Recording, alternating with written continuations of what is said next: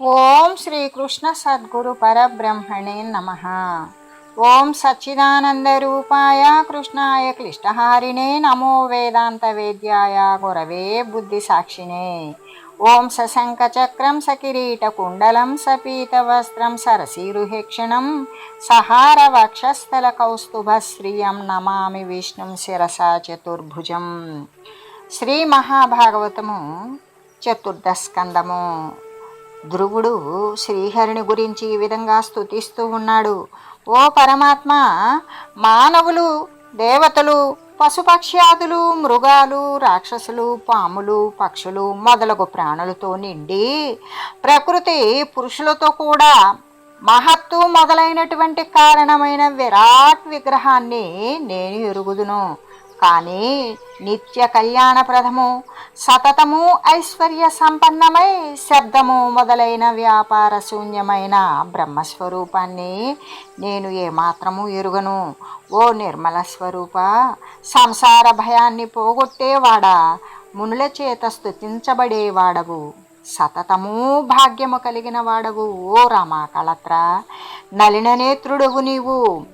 సర్వేశ కల్పాంత సమయంబునందు నీ అఖిల ప్రపంచంబున హరించి అనయంబు శేష సహాయుండవై శేష పర్యంకతలమున బవ్వలించి యోగ నిద్రారతి నుండి నాభి సింధుజ స్వర్ణలోక కంజాత గర్భమందు చతుర్ముఖ నమరబుట్టించు చురుచినొప్పు బ్రహ్మస్వరూపివైన నీకు మృక్కెదనత్యంత నియమమొప్ప భవ్య చారిత్ర పంకజ పత్ర నేత్ర చిర శుభాకార నిత్యలక్ష్మీ విహార యవ్యయానంద గోవింద హరి ముకుంద.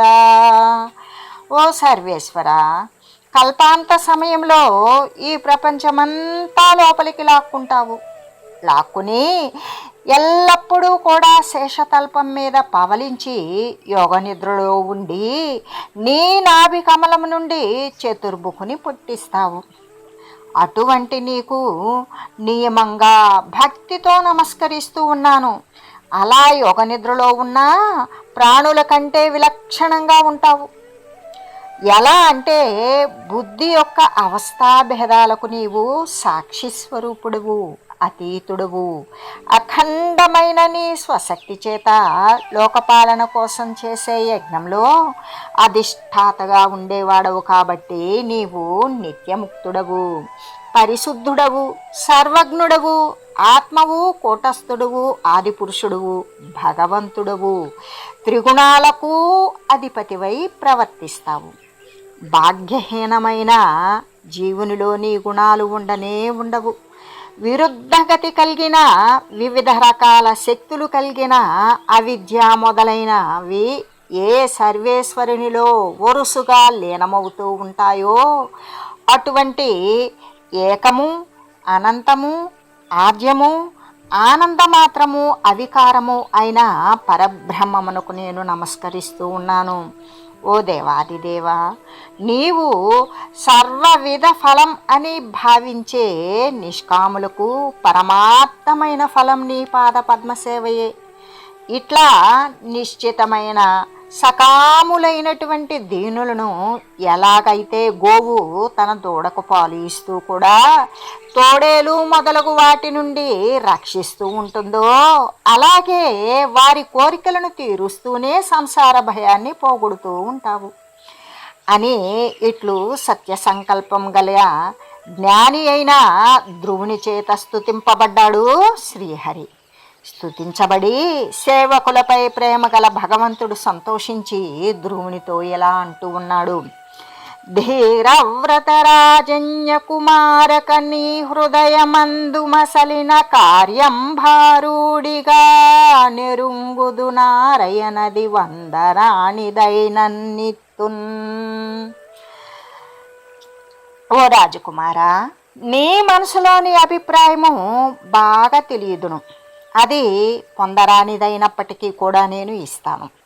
అది ఎటువంటిదంటే, కట్టుకొయ్య చుట్టూ గోవుల మందను మరి త్రిప్పినట్లుగానే ఏ గ్రహాలు, నక్షత్రాలు, తారాగణాలు, జ్యోతిష్చక్రము, నక్షత్ర రూపాలైన ధర్ముడు, అగ్ని, కశ్యపుడు, శుక్రుడు, సప్తర్షులు తారకలతో కలిసి ప్రదక్షిణం చేస్తారో అటువంటి ధ్రువక్షితి అనే మహోన్నత స్థానాన్ని నీవు 36,000 సంవత్సరాల తర్వాత పొందుతావు.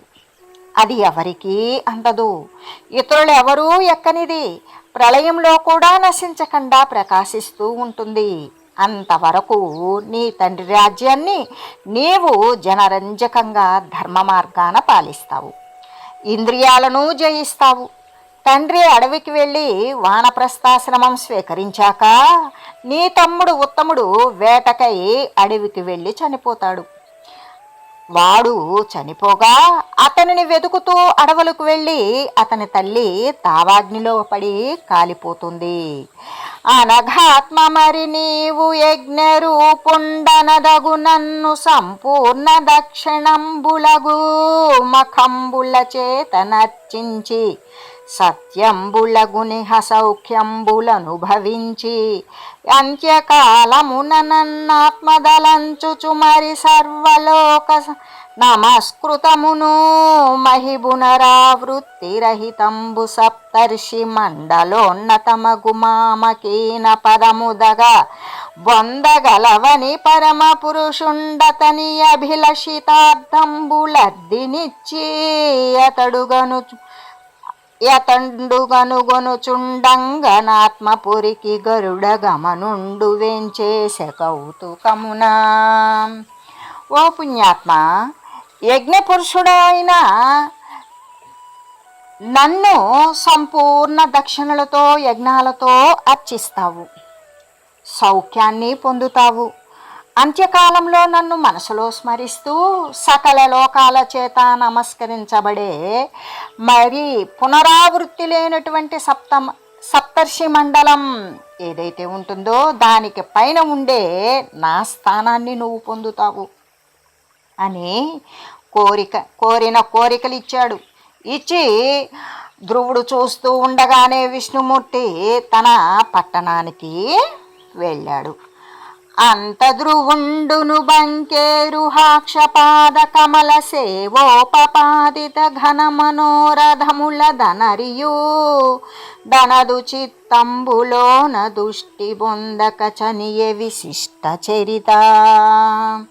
అప్పుడు ధ్రువుడు కూడా విష్ణుమూర్తి పాద పద్మాల పరిచర్యల వలన మరి ఎన్నో కోరికలను తీరినా మనసులో తృప్తి పొందక వెళ్ళిపోయాడు అని మైత్రేయుడు ధ్రువుండట్లనయము హరిచే కృతార్థుండైన విధంబెల్లను వినిపించిన విదురుడు విని మునివరు జూచి పలికే వినయం బెసగన్.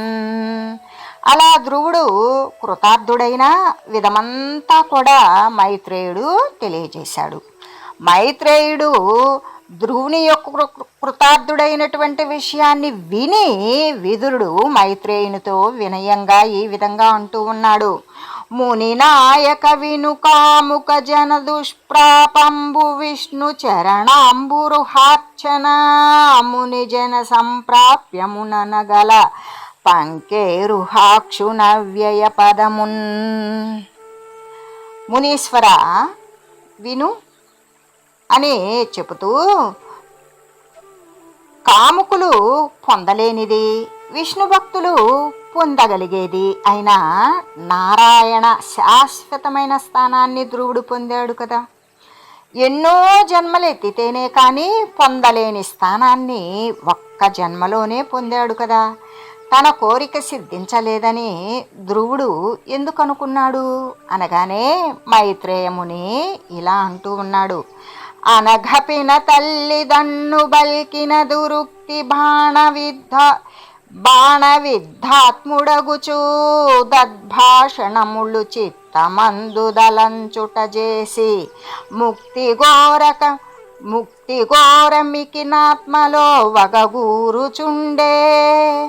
పినతల్లి దుర్భాషలు అనే బాణాలతో ధ్రువుని యొక్క మనసును దెబ్బతీసింది.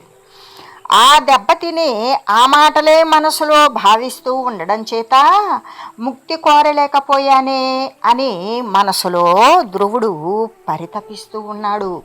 అప్పుడు ధ్రువుడు అనఘజితేంద్రియముల్ సుమహితాత్ములునైన సనందనాదులెందనయము నైక జన్మ సముపార్జిత యోగ సమాధి చేసి యవ్వని చరణారవిందములు వారని భక్తి నెరుంగుచుందు రాఘను పరమేశునీసు సవిక నవికారు నమేయున జయ్యునాధ్యునిన్. ఇలా అనుకున్నాడు ధ్రువుడు. జితేంద్రియులు మహితాత్ములు అయిన సనందనాదులు ఎన్నో జన్మల నుండి సంపాదించుకున్న యోగ సమాధితో ఆయన పాదపద్మాలు భక్తితో దర్శిస్తారు. అటువంటి పరమేశ్వరుని నేను 6 నెలలు సేవించి ఆయన పాదాల నీడ పొంది కూడా భేద దృష్టితో అతనిని చూసి నశించే కోరికలను కోరాను. ఇంత దౌర్భాగ్యం ఉంటుందా? బహుశా తమ పదవుల కంటే ఉన్నత పదవి పొందుతానని సహింపలేని ఈ దేవతల చేత నా మనసు కలుషితమైపోయి ఉండవచ్చు. ఆనాడు నారదుడు చెప్పిన మాట నిజమైంది. ఆయన మాటలు నేను లెక్క చేయలేదు. కలలు కనేవాడు దైవమాయతో వేరుగా దర్శిస్తాడు. అలాగే నేను సోదరుడనే శత్రువును కల్పించుకొని దుఃఖం పొందాను. జగదాత్మకుడు, సుప్రసాదుడు, జన్మనాశకుడు అయిన ఈశ్వరుని పూజించి ఆయన ప్రసాదం పొందిన ఆయువు లేని రోగి మీద ప్రయోగించిన ఔషధంలాగానే నిరర్ధకాలైన నశించే కోరికలు కోరాను. ధనహీనుండు నృపాలు చేరి మిగుళం దాటిన్ ఫలీకారమిమ్మని అర్థించిన రీతి ముక్తి ఫలదుండైనట్టి పంకేజలోచనుడే చాలా ప్రసన్నుండైనతనిన్ సంసారికం బత్తి గోరిన నా వంటి విమూఢ మానసులు ధాత్రింగల్గిరే ఎవ్వరున్.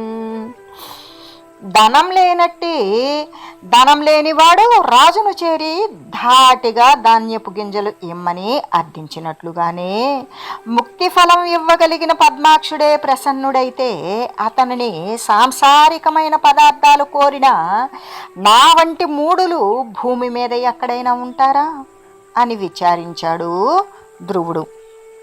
అని ఇట్లు చింతించెననుచు నమ్మైత్రేయముని విదురునకు నిట్లనియే తండ్రి కమనీయ హరిపాద కమల రజోబి సంస్కృత శరీరులను యాదృచ్ఛికముగా సంప్రాప్తమగు దాన సంతుష్ట చిత్తులై వరలుచునుండు మీ వంటి వారు దగ భగవత్ పాదదాస్యంబుదక్కంగ నితర పదార్థంబులెడదలందు మరచియును ఘోరనొల్లరు మను చరిత్ర తవిలి ఇట్లు హరిప్రసాదంబు నొంది మరలి వచ్చుచూ నున్న కుమారు వార్త జారు చేవినియుత్తాన చరణుడపుడు.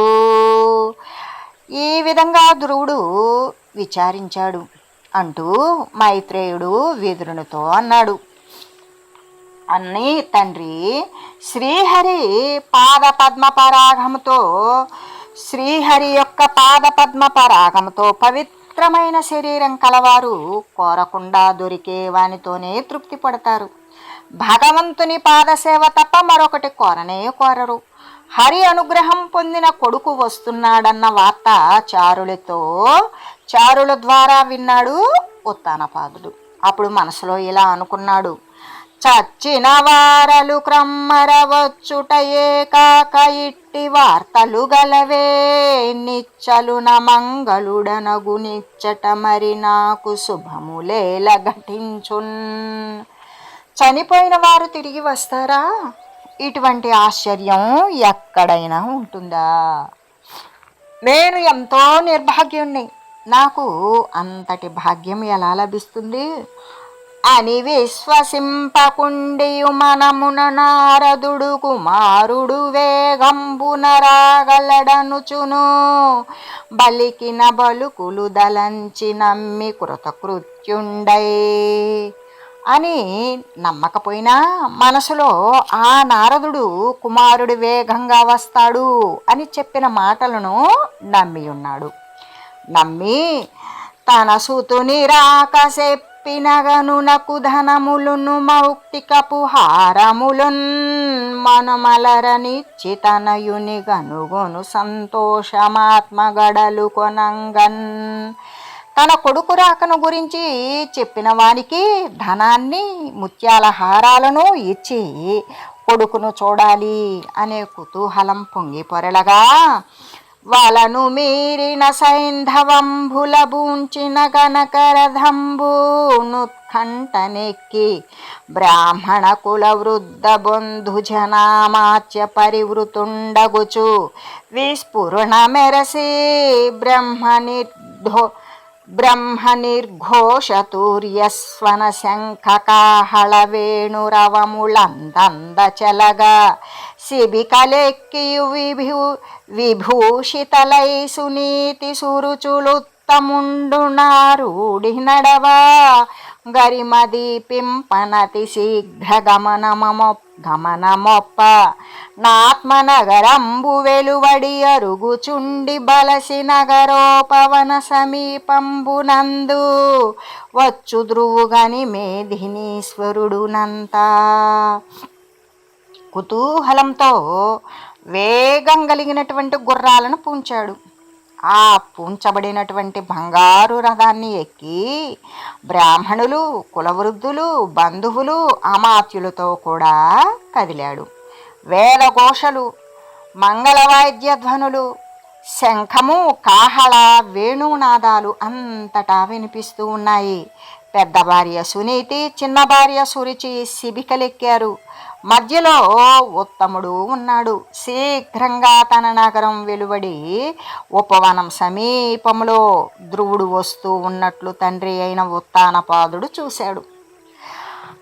ఆరదముడిగ్గి ప్రేమ దొలకాడస సంభ్రముడై రమా మనోహరు చరణారవింద యుగళార్చన నిర్ధలితాఖిలాఘూ నీశ్వర కరుణావలోకన సుజాత సమగ్ర మనోరధున్ సుతుంగరమనురక్తిడాసి పులకల్ ననులొత్త భ్రమోదితాత్ముడై.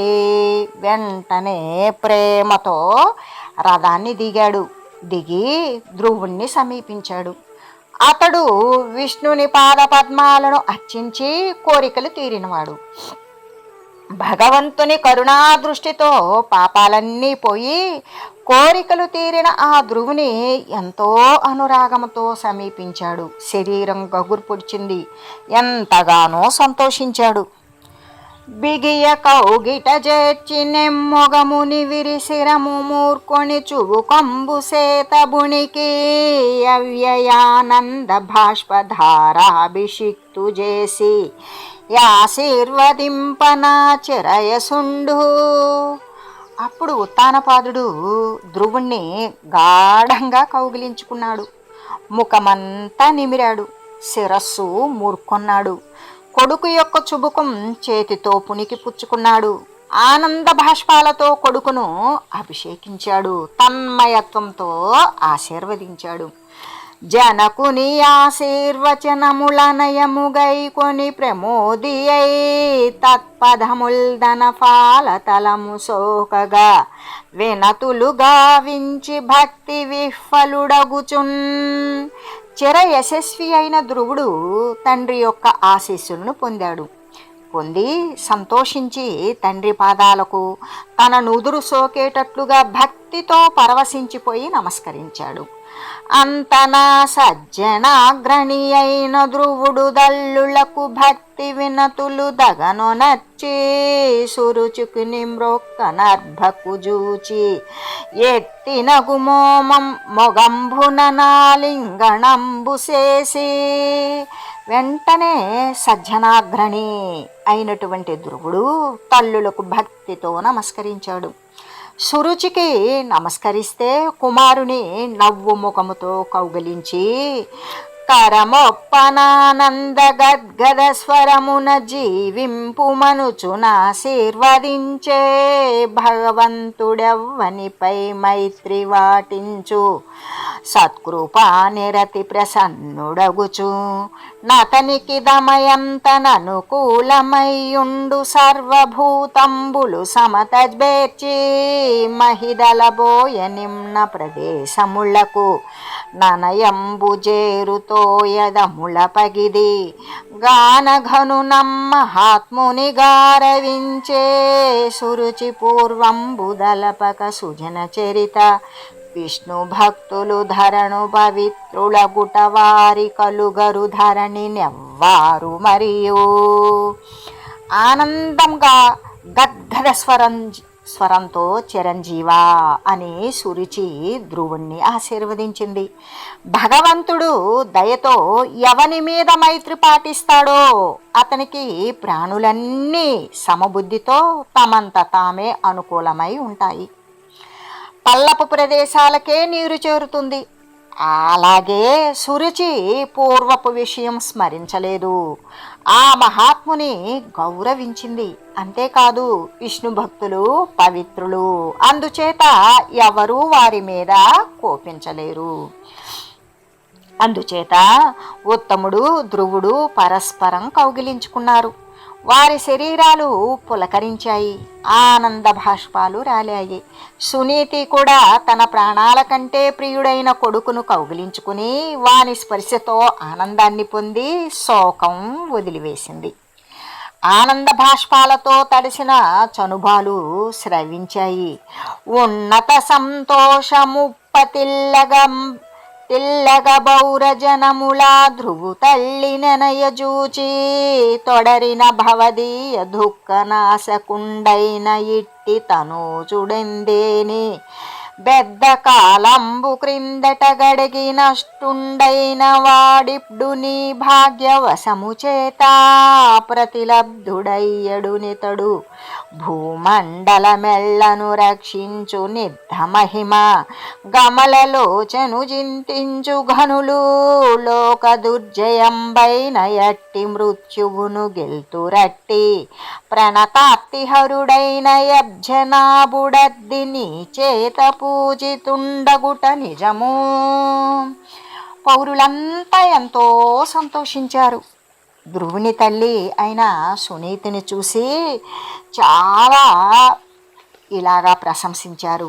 నీ దుఃఖాన్ని పోగొట్టే కొడుకు చాలా కాలం క్రిందట చనిపోయినాడమ్మా. ఇప్పుడు నీ భాగ్యవశాత్తు మళ్ళీ లభించాడు. ఎంతో మహిమతో ఇప్పుడు ఇతను భూమండలమంతా రక్షిస్తాడు. విష్ణుని ధ్యానించేవాడు దుర్జయమైన మృత్యువును గెలుస్తారు. నిజంగా భక్తుల ఆర్తిని హరించే విష్ణుమూర్తి నీ చేత పూజింపబడ్డాడు అని ప్రశంసించారు. అలా పురజనుల చేత లాలింపబడుతూ స్తుతింపబడుతూ ఉత్తానపాదుడు ధ్రువుని ఉత్తమునితో కలిసి ఏనుగు మీద సంతోషంతో పురానికి బయలుదేరాడు. స్వర్ణ పరిచ్ఛద స్వచ్ఛ కుడ్యద్వారలాలిత గోపురాఠాలకంబు ఫలపుష్పమంజరీ కలితరంబాస్తంభపూగపోతాది విభూషితంబు ఘనసార కస్తూరికా గంధజలబంధురాసిక్త విపణి మార్గాంచితంబు మానిత నవరత్నమయ రంగవల్లి విరాజిత ప్రతిగృహ ప్రాంగణంబు శుభనదీ జలకుంభ సంశోభితంబు తండుల స్వర్ణలాజాక్షత ప్రసూన ఫలబలివ్రాత కలిత విభ్రాజితంబు అగుచు సర్వతోలంకృతమైన పురము. ఆ విధంగా ఇక ప్రవేశించాడు.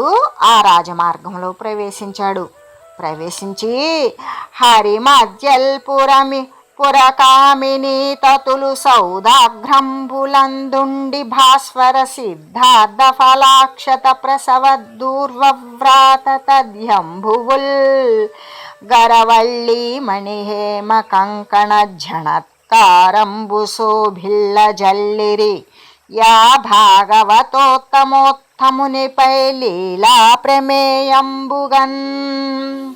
సింహము లాంటి నడుము కలిగిన నడుము కల పురస్త్రీలు సౌధాల మీద నుండి చేతులకు దాల్చినటువంటి మణులు పొదిగిన బంగారు గాజులు రవళిస్తూ ధ్వనిస్తూ ఉండగా ఆ భాగవతోత్తమునిపై ఆవాలు, పళ్ళు, పూలు, పేలాలు, అక్షంతలు, దూర్వాంకురాలు, పెరుగు కలిసిపోయినటువంటి నీళ్లను శుభకరంగా మంగళకరంగా చల్లారు.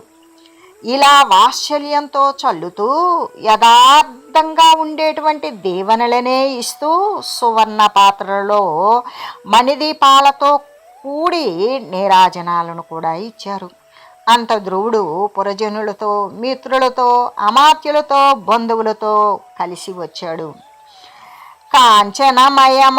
కాంచనమయమరకత కుడ్యమణిజాల సంచయరాజిత సౌధములను వరసుధాఫేన పాండుర రుక్మ పరికరోదాత్త పరిచ్ఛద తల్పములను సురతరు శోభిత సుకపిక మిథునాలిగాన విభాసితోధ్యానములను సుమహిత వైఢూర్య సోపాన విమల శోభిత జలపూర్ణవాపీచయముల వికచ కల్హార దర వింద కైరవ ప్రదీపత బక చక్రవాకరాజహంస సారస కారండవాది జల విహంగ నినధాభిరామ పద్మాకరముల మరకతమణులు పొదిగినటువంటి బంగారు గోడలు, కిటికీలతోనూ ఆ సౌధాలు మెరుస్తూ ఉన్నాయి. వానిలో పట్టి మంచాలపై నురుగు వంటి తెల్లని జరి అంచు దుప్పట్లను పరిచారు. ఉద్యానవనాలు కల్పవృక్షాలతో, చిలుకలు, కోకిలలు జంటల గానాలతో విలసిల్లుతూ ఉన్నాయి. నీళ్లతో నిండిన దిగుడు బావులకు వైఢూర్యపు మెట్లున్నాయి. వికసిస్తున్న కలువలతో, పద్మాలతో, జక్కవలతో, రాజహంసలతో, బెగ్గురు పక్షులు మొదలగు వాని ధ్వనులతో అక్కడి సరస్సులు ధ్వనిస్తూ ఉన్నాయి. చారు బహువిధ వస్తుని విస్తారమొప్పనంగనాయుక్త మగుచు పెంపగల్గించి అద్దిదనరారు జనకు గృహంబు సొచ్చే నెలమిద్రిదవంబు సొచ్చు దేవేంద్రు పగిది. ఇంకా ఎన్నో వస్తువులతో నిండి సుందరీమణులతో కలకలలాడుతూ కనులు విందు చేస్తూ ఉన్న రాజభవనంలో స్వర్గంలో దేవేంద్రుడు ప్రవేశించినట్లుగానే ఈ రాజభవనంలో ధ్రువుడు ప్రవేశించాడు అని తెలియజేస్తూ ఓం మంగళం శ్రీ కురుక్షేత్ర రణక్షోణి విహారిణే పార్థసారథి రూపాయ గీతాచార్యాయ మంగళం. ఓం మంగళం నమోస్త్వనంతాయ సహస్రమూర్తయే సహస్రపాదాక్షి శిరోరుబాహవే సహస్రనామ్నే పురుషాయ శాశ్వతే సహస్రకోటి యుగధారిణే నమః. ఓం శ్రీమతే నారాయణాయ నమః. శ్రీమన్నారాయణ చరణౌ శరణం ప్రపద్యే. హరి ఓం తత్సత్.